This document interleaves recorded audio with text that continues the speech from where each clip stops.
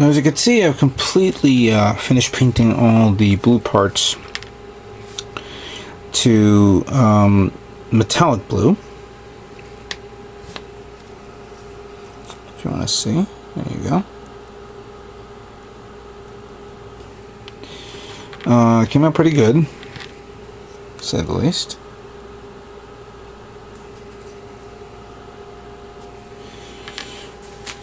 And I decided to paint pretty much almost everything except for certain parts, which I know I'm not going to use. Even though I'm probably never going to use these little hands, as you can see there. I said, might as well do it, and then I'll show it off later on. However, I did run into a unique situation where at first, when I was continually spray painting the blue parts, I noticed something that threw me off at first, and I don't know if this is basically a blessing or a curse. Remember, as I was continually painting the gloss black on all the white parts, I had a little bit left over, and I had some blue parts already put on alligator clips, and I said to myself, you know what, let me use that as a primer and prime it. And so, you know, I primed these parts using the Mr. Surfacer 1200, which you see right there. However, I did not realize that by painting the blue parts black and then repainting it metallic blue, an unusual effect occurred, and hopefully this video shows it. It turned the blue purple, a purplish blue color. You could see well, maybe not purplish blue.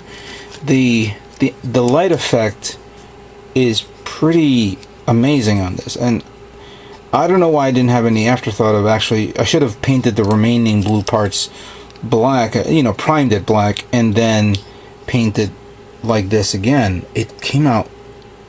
It had a unique shine, and yes, this is of course the byproduct of putting on a gloss black as a base. Let me give you some other examples here. Take a look at this. I don't know if you could see the purplish. There is a deep metallic bluish purple color. If I put this side by side, you'll see the noticeable difference. Here's another one right here. Came out pretty cool. I'm digging this. I'm actually really liking how this came out. To the point where there's a kit that I have that I'm considering of using this type of paint, or this type of format. Painted gloss black and then painted the metallic blue. Here's another one here. Look at the reflection. Come on, there you go. Now I can easily go back and repaint these all dark blue. I mean the gloss black, and then repaint it again. But I think maybe it's more unique because when I was separating all these parts, I made some of these parts already concentrated into that type of blue, while the outer parts, which is basically the shoulders, parts of the feet, yeah, parts of the feet and the shoulder. That's it. That's the only. That's how it's that formatted of the color. So I'm gonna leave it the way it is for now. I think it came out really nice. I'm really liking how it came out. So I'm not going back on this. I like it. I really do. Continuing with other colors that I did start to paint, and I wanted to get, because there was very few and far between. I also painted remember the light grayish colors? Here's the light grayish colors also here, which I actually decided to use the chrome silver, or the chrome again. But these have been primed using Mr. Surfacer, so you have a whitish color. Unlike a, let me pull out a metallic here so I can show you. Here, we'll use this as an example. Unlike this one that you see a nice chrome finish, This one is a lighter tone, so it offsets this. So this came out perfect. So I got this one done.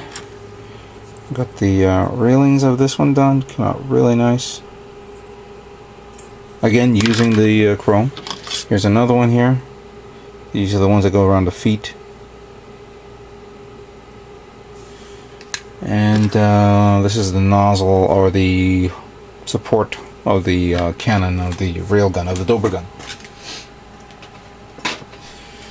The last part that I finished painting is, of course, the famous crown head, the Roman head type thing, and I painted it metallic red. Came out okay. You see the shine there? Pretty nice. It's the only part of this kit that's red. Only part. So there you have it. Everything's done. Everything's painted. I mean, if I see something that looks like it needs to be re-reviewed again, needs to be repainted again, I'll redo them again. But I think I've completely finished painting everything here. I'm glad that everybody enjoyed the chrome finish of the parts that I made in my previous video. But I think it's now high time we begin assembly of the Master Grade Tallgeese. Okay, so what you see here are all the parts that I need to build the torso unit of the Master Grade Tallgeese. So with our already completed inner frame, we'll take this part here, the cover, the cockpit cover, put it on, make sure it goes in nice and smooth, and then these two parts, one goes here like that, and the other one goes like here like this, so it looks like that. Make sure it's all the way in. And we have this part that goes in. Oh wait, first, before I put that in, I'll need this.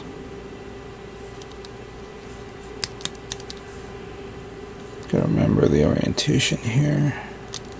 There we go.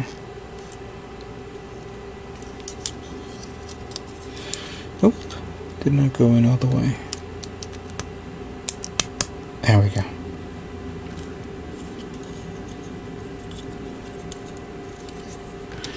Okay, so we got this part that goes under this,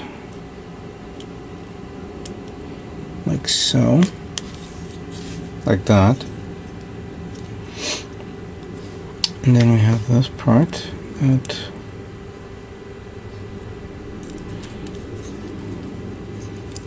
goes, oh, I think I have to open this, then slide this in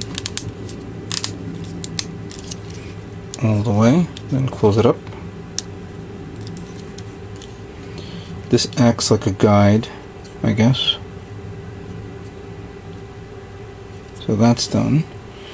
Then the manual says I gotta take this part, which I've already partially painted, stick this part here. Nope, the other way. That here, here.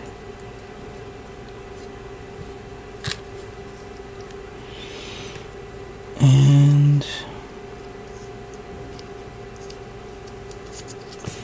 wait a minute, do I have to do it? Put this one first and then this? Okay. Yeah, so just slide that in like that. And then cover it over like that. Okay, that's better. Okay. So going to, oh, then we need this. We take this part and click it on like that.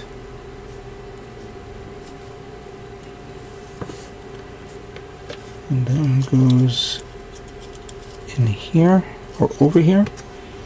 And then this one goes that. Come on. There we go.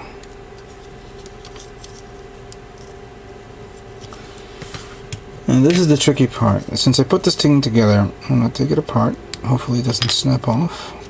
Good. So we'll need this one to go in here first.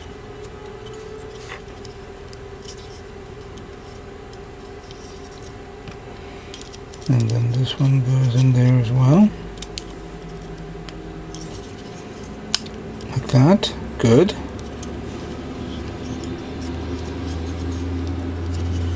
Flip this about.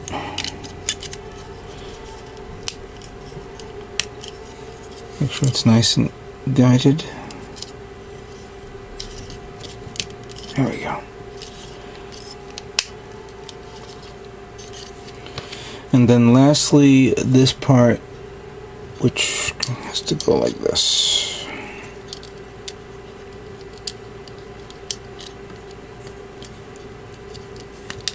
There we go. All right. There you have it.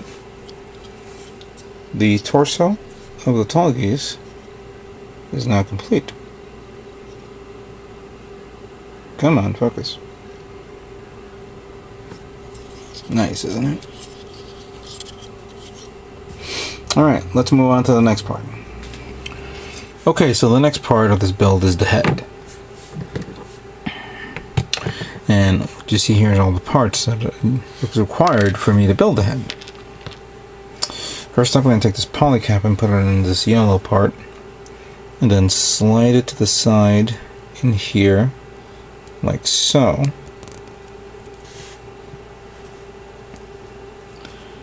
Make sure you can get it in there, and then it should snap into place.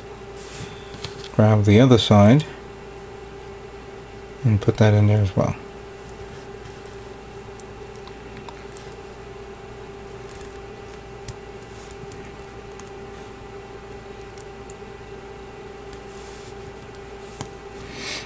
There we go. Nice.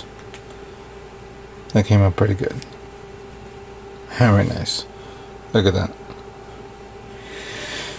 The next part is a bit tricky. And there was clear parts with this kit that I remembered, but I just never bothered to look at.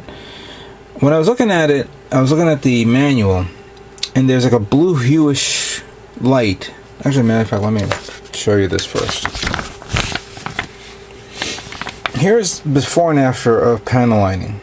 See, here's before and here's after. But then you see that it's all clear. Yet, in this angle, you see that it has that little lightish blue there. Taking... Give me a second here.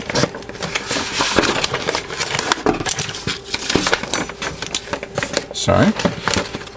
Alright. Taking this marker, my metallic blue, I took the part, the clear part, painted it in the back area to give it a bluish background, as you can see. So, with this, I snap it in there like so.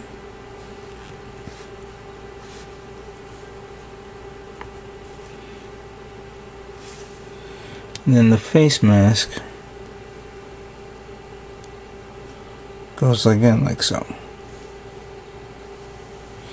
And apparently there's some sort of locking mechanism that I'm not familiar with. I don't know what this means. Because it looks like you have a choice of doing either A or B. I'm going to leave it the way it is and see how it comes out.